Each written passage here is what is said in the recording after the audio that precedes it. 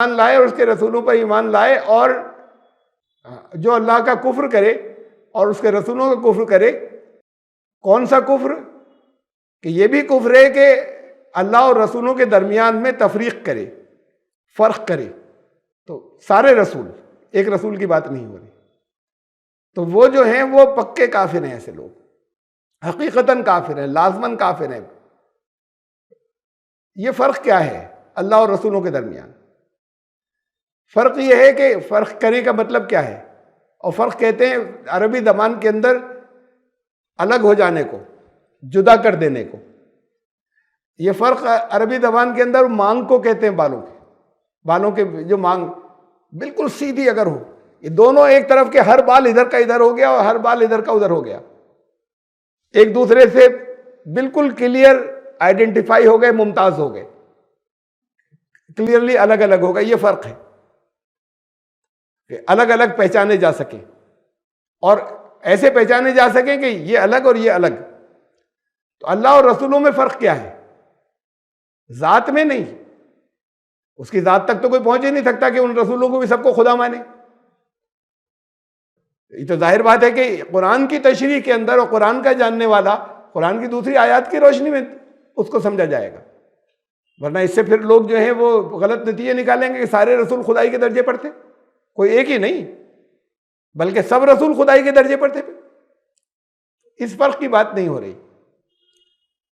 अल्लाह और रसूलों में फर्क करें। अल्लाह ने जो कुछ आपको दिया, जो अल्लाह की तरफ से आया, और जो रसूल दे रहे हैं, तो रसूल कभी वो नहीं दे सकते जो अल्लाह ने अपने कलाम की शक्ल में दिया। रसूल उसके खिलाफ कभी नहीं दे सकते।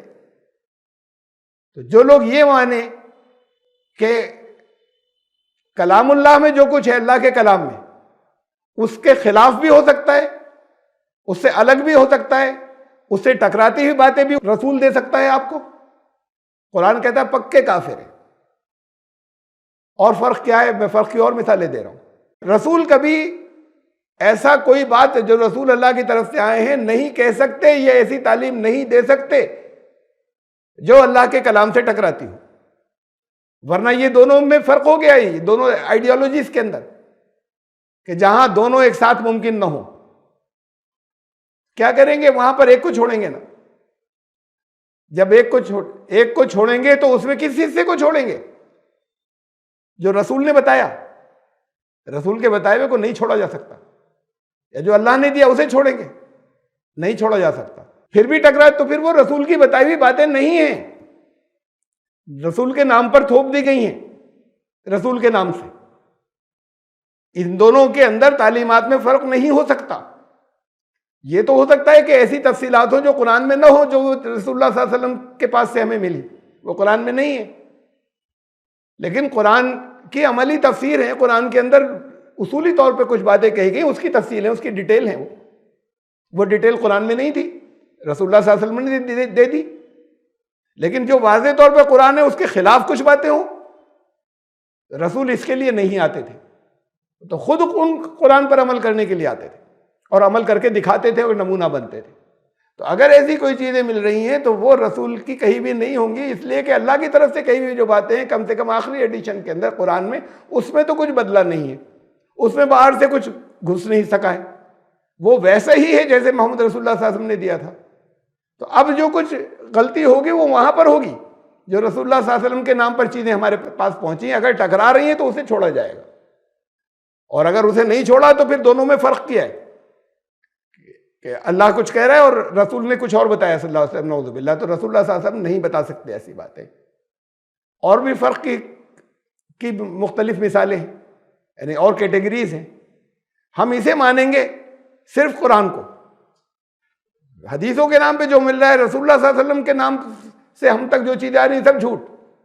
ये फर्क हो गया। वो आए क्यों थे फिर?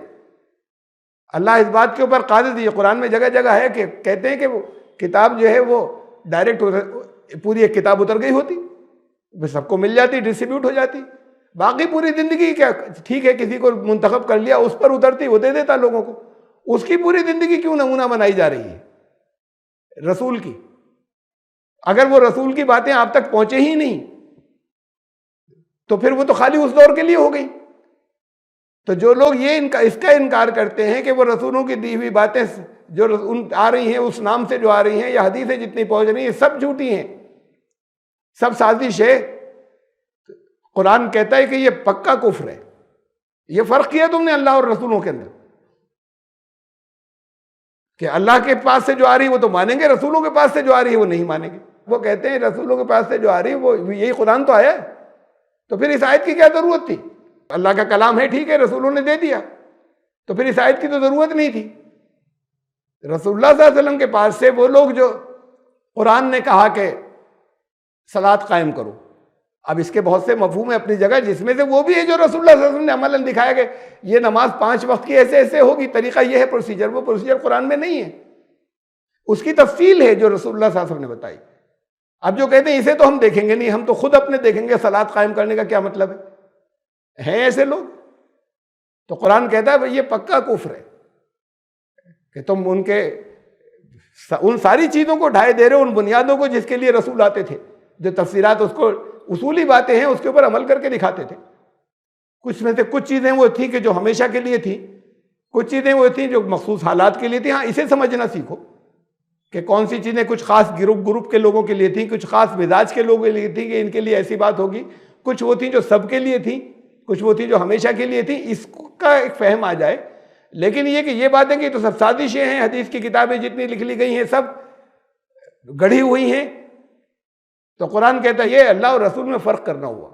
रसूल भी ने तालीमात जो इतनी दी हैं वो उसका एक्सपोजिशन है, उसकी तफसीलात है, उसमें जो चीज़ें इससे टकरा रही हैं वो रसूल के नाम पर नहीं ली जाएंगी, वो भी कुफ्र हो जाएगा जो इससे टकराती है, जो इसके खिलाफ जाती है।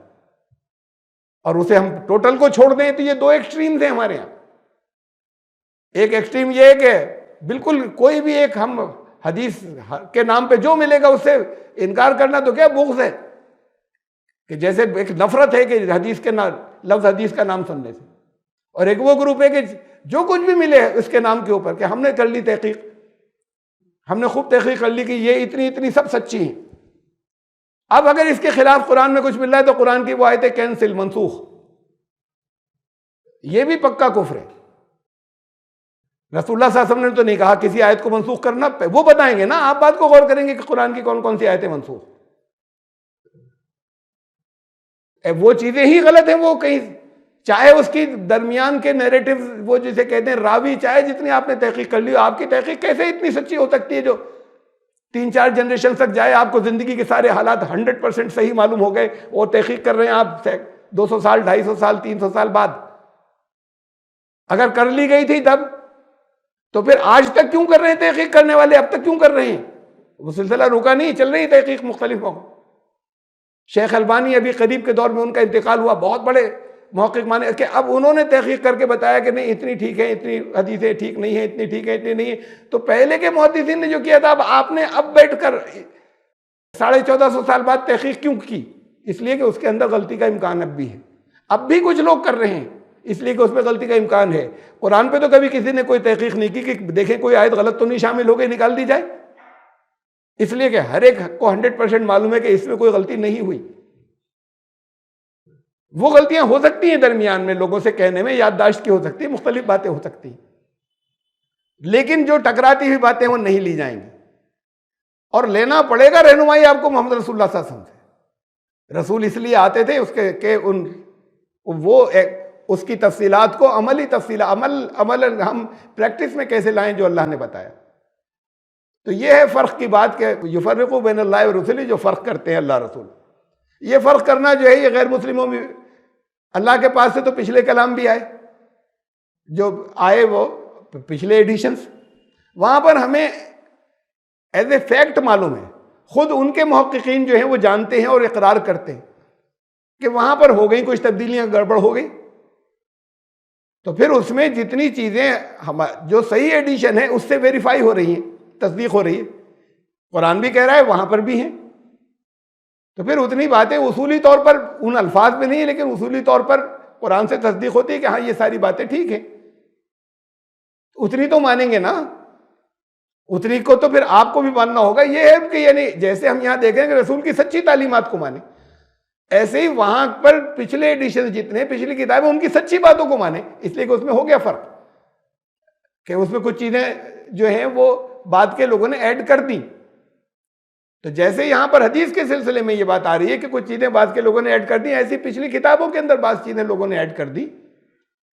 तो जितनी चीजों का उसकी कसौटी है, उस कसौटी से परख लें, उन सब पर भी उसी शक्ल में भी ईमान लाना है। क्यों कहता है कुरान बार बार आपसे कि सारे रसूलों पर ईमान लाओ, सारी किताबों पर ईमान लाओ? खाली जबान से कहने का लफ्ज है ईमान लाना कि हम ईमान ले आए, हाँ हमने सब किताबों पर ईमान ले आए, सब रसूलों पर ईमान ले आए।